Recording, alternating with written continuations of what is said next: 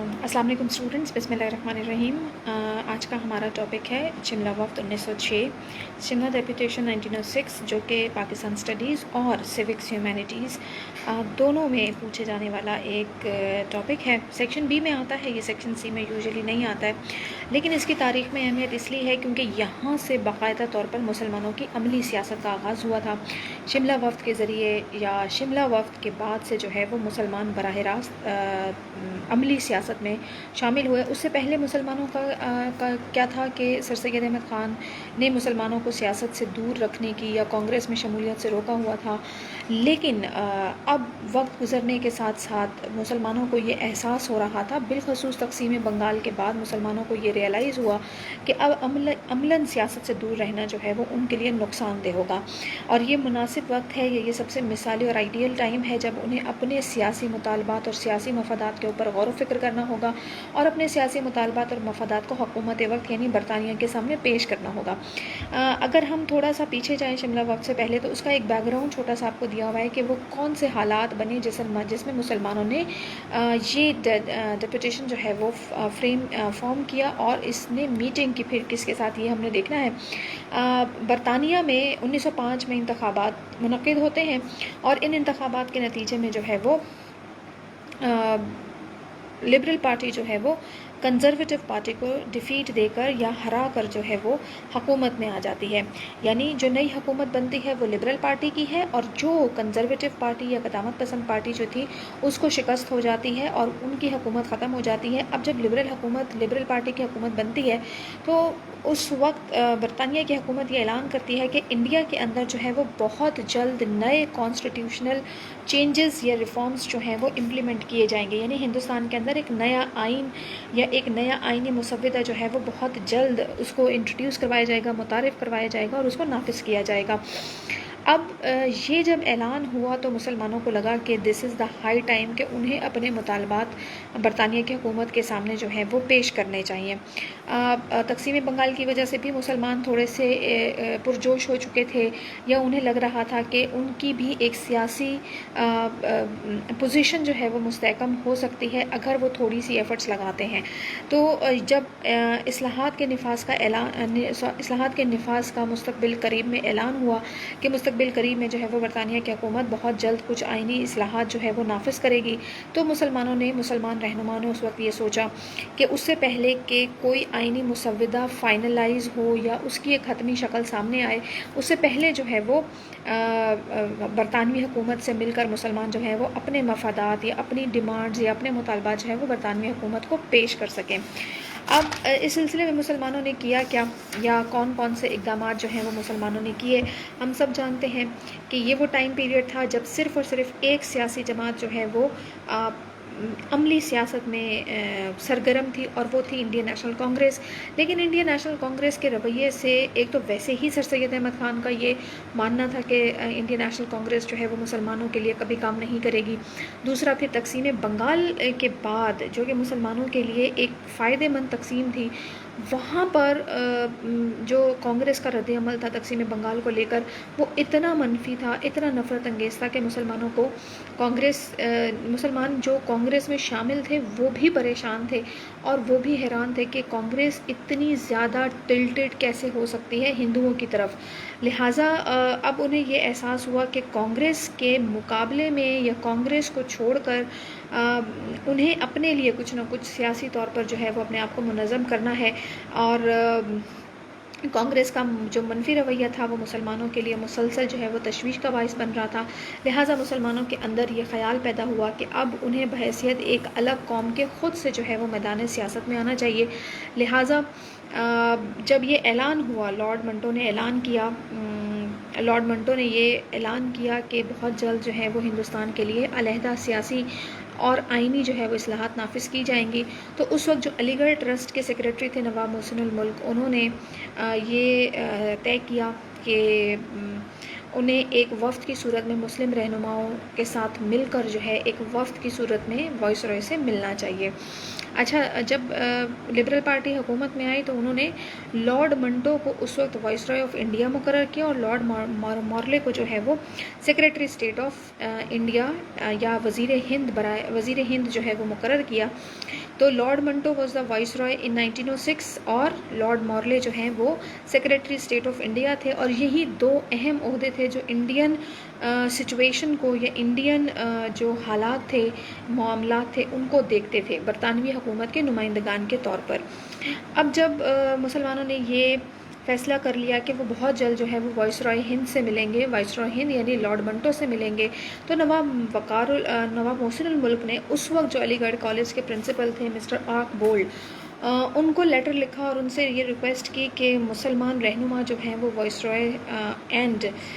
Secretary state of India سے یا voice رائے سے ملنا چاہتے ہیں، یا دونوں میں سے کسی سے بھی ان کی ملاقات ہو جائے، تو وہ اپنے جو سیاسی مطالبات ہیں یا جو سیاسی ان کے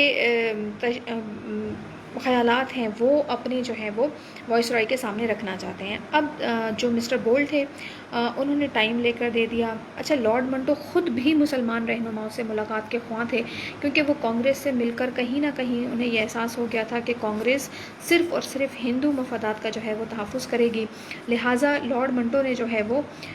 اس چیز کے اوپر خوشی کا اظہار کیا کہ اگر مسلمان ان سے ملنا چاہتے ہیں تو انہوں نے مسلمانوں کو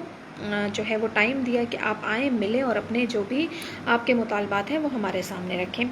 اب جب وائس رائے سے بھی ٹائم مل گیا، وائس رائے نے ملاقات کا وقت دے دیا، تو مسلمانوں نے نواب محسن الملک کو یہ اختیار دیا کہ وہ جن لوگوں کو بھی چاہیں اپنے ساتھ لے کر جانا چاہیں وہ لارڈ منٹو سے ملنے کے لیے لے کر جا سکتے ہیں۔ تو مسلمانوں نے یہ جو وفد کے انتخاب کا اختیار تھا یہ نواب محسن الملک کو دے دیا کہ وہ جن بھی مسلمان رہنماؤں کو اپنے ساتھ لے کر جانا چاہیں وائس رائے لارڈ منٹو سے ملنے کے لیے تو وہ لے کر جا سکتے ہیں۔ اب نواب محسن الملک نے 35 ڈیلیگیٹس یا 35 افراد پر مشتمل جو ہے وہ ایک وفد تشکیل دیا۔ یہ جو چھوٹی چھوٹی چیزیں ہیں وہ آپ کے بلینکس میں جو ہیں وہ پوچھی جاتی ہیں، پلیز اسٹوڈنٹس آپ لوگ اپنے بلینکس کو جو ہے وہ اپڈیٹ رکھیے گا۔ شملہ وفد کے حوالے سے جو بلینکس پوچھی جا سکتی ہیں وہ یہ ہے کہ 1905 کے اندر جو ہے وہ برطانیہ کے انتخابات میں کون سی جماعت کی جو ہے وہ حکومت قائم ہوئی، تو آپ کا آنسر ہونا چاہیے لبرل پارٹی۔ یہ بھی پوچھا جا سکتا ہے 1905 کے انتخابات میں لبرل پارٹی نے کس پارٹی کو جو ہے وہ شکست دی، تو کنزرویٹو پارٹی کو شکست ہوئی۔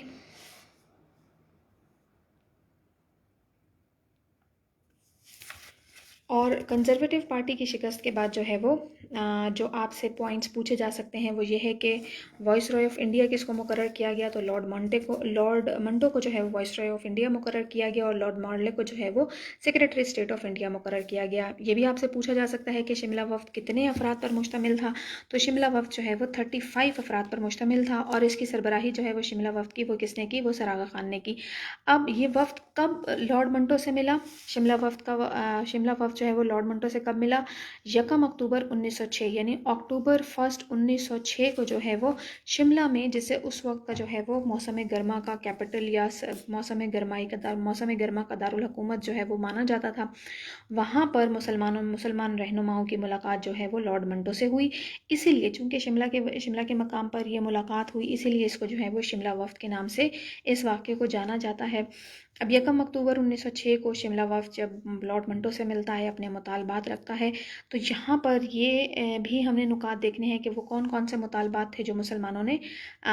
برطانیہ کی حکومت یا لارڈ منٹو کے سامنے رکھے، تو وہ ان مطالبات کو جو ہے وہ ہم نے دیکھنا ہے، اور پھر ہم نے یہ بھی دیکھنا ہے کہ ان مطالبات کے اوپر لارڈ منٹو کا رد عمل کیا تھا۔ ٹھیک ہے جی۔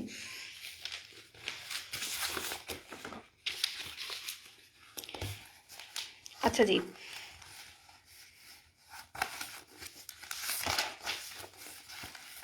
اسٹوڈنٹس، یہاں پر ہمارے پاس شملہ وفد کے جو ہیں وہ مطالبات ہیں۔ سب سے پہلا مسلمانوں کا مطالبہ جو کہ سر سید احمد خان کے ٹائم سے چلتا آ رہا ہے، اور جو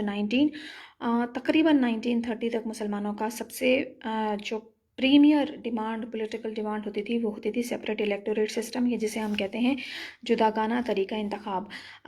मुसलमानों ने यहाँ पर भी लॉर्ड मंटो को कहा कि उनके लिए अलहदा तरीका इंतखाब, यानी वो मखलूत तरीका इंतखाब हिंदुस्तान के लिए नहीं चाहते हैं। मुसलमानों के लिए मखलूत तरीका इंतखाब को वो नामुनासिब और गैर मौजूद तस्वुर करते हैं, लिहाजा मुसलमानों के लिए जुदागाना तरीका इंतखाब और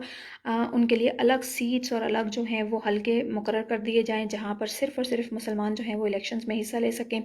साथ ही ये भी कहा गया कि जिस भी तरह की, चाहे मरकज़ी मजलिस कानून साज हो, चाहे सूबाई मजालिस कानून साज हो, उन सब में मुसलमानों को उनकी आबादी के तनासुब से जो है वो ज़्यादा नशिस्तें दी जाएँ। क्यों? क्योंकि मुसलमानों की सियासी अहमियत जो है वो महज आबादी के तनासुब के साथ नहीं रखी जा सकती। मुसलमान सियासी अहमियत ज़्यादा रखते हैं, लिहाजा मुसलमानों को जो है वो उनकी आबादी के तनासुब से ज़्यादा सीट्स दी जाएँ। अच्छा, यहाँ पर ये बात भी काबिल ज़िक्र है कि मुसलमानों ने ये जो डिमांड थी वो अक़लियती सूबों के हवाले से की थी, यानी जहाँ पर मुसलमान अक़लियत में हैं, और फिर यहाँ पर जो है वो वेटेज का प्रिंसिपल अप्लाई किया गया, और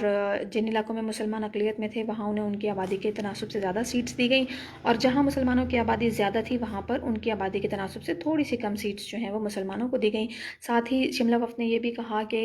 चूँकि मुसलमान अभी तक तालीमी लिहाज से उतने ज़्यादा मैच्योर नहीं हुए हैं या उतने ज़्यादा अपग्रेडेड नहीं हुए हैं, लिहाजा जो सरकारी मुलाजमतें हैं वहाँ पर भी मुसलमानों को जो है वो आबादी के तनासुब से मुसलमानों का कोटा मुकर्रर कर दिया जाए। साथ ही उन्होंने कहा कि जो मुख्तलिफ़ तरह की अदालतें हैं उन अदालतों में मुस्लिम जजों को भी मुकर्रर किया जाए, यानी जितने हुकूमती शोबे हैं वहाँ सब पर मुस्लिम नुमाइंदगी की बात जो है वो शिमला वफ़द ने की। जैसे कि मुसलमानों के लिए जुदागाना तरीका इंतखाब, ज़ाहिर है ये तरीका इंतखाब जो है वो मुकन्ना या मजालिस कानून साज के हवाले से था। फिर सीट्स की एलोकेशंस की बात करना, आबादी के तनासुब से ज़्यादा सीट्स की एलोकेशन की बात करना, ये भी लेजिस्लेचर के हवाले से है।